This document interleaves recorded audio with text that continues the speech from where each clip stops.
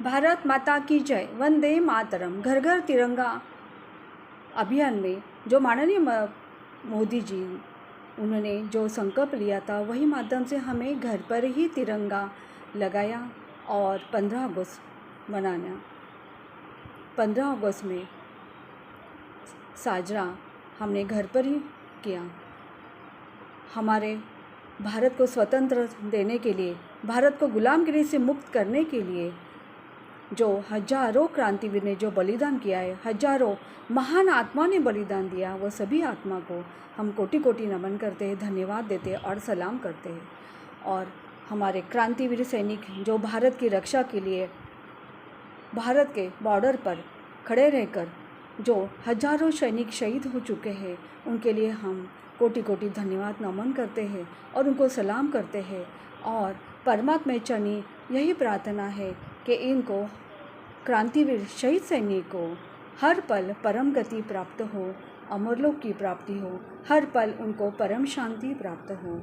हमारे बॉर्डर पर जो सैनिक खड़े हैं और भारत की रक्षा के हर पल कार्य कर रहे हैं, उनको कोटि कोटि नमन धन्यवाद देते हैं। माननीय प्रधानमंत्री जी मोदी जी, उन्होंने भारत आत्मनिर्भर बनना चाहिए ये संकल्प लिया था और अभी यही समय है कि हर मनुष्य आत्मनिर्भर बनना बहुत बहुत ज़रूरी है। आत्मनिर्भर यानी हमारी खुद की आत्म जागृति करना, हमारी खुद की पहचान हमारा बनाना। और हमारा मनुष्य जन्म इतना महत्वपूर्ण है कि परमात्मा ने हमें हमारा अधिकार इतना बढ़ा दिया है कि हम वो भूल चुके हैं। हमारा अधिकार तो भौतिक जगत प्राप्त करने का नहीं है, भौतिक जगत के ऊपर 5 तत्व से परे लौकिक पारलौकिक अधिकार हमारा है। और वो अधिकार प्राप्त करने के लिए हमें परमात्मा ने धरती पर भेजा है। तो वो अधिकार कैसा प्राप्त करना है, ये सभी मनुष्य भूल चुके हैं। और छोटा अधिकार, भौतिक जगत का अधिकार प्राप्त करके सब दुनिया में अशांति फैली जा रही है। और अभी समय है आत्मनिर्भर रहकर बनना। लेकिन आत्मनिर्भर कैसे बनेंगे? आत्मनिर्भर तभी बनेंगे आप आत्म जागृति करेंगे। आत्म जागृति कैसी होगी? आत्म जागृति यानी हमें अंदर आत्मा की जागृति, हमारे आत्मा की पहचान। हमारी आत्मा इतना पावरफुल है, वो अंतरात्मा की जागृति करने के लिए हमें परमात्मा ने वेद उपनिषद जो वेद ज्ञान दिया है, वो ज्ञान द्वारा हमारी आत्मा की पहचान परमात्मा ने हमें ग्रंथ उपनिषद द्वारा दी गई है।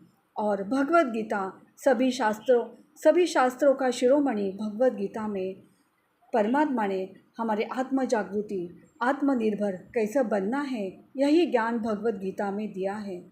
अभी समय है यही भगवद गीता का ज्ञान प्राप्त करके हमारे आत्मा की पहचान करके आत्मनिर्भर बनना है।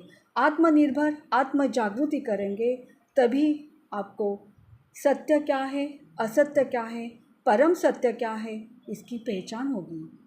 तो वो पहचान करने के लिए उठो जागो, आपको आध्यात्मिक शक्ति बढ़ाना पड़ेगी। आध्यात्मिक शक्ति यानी आत्मा की शक्ति बढ़ाना पड़ेगी।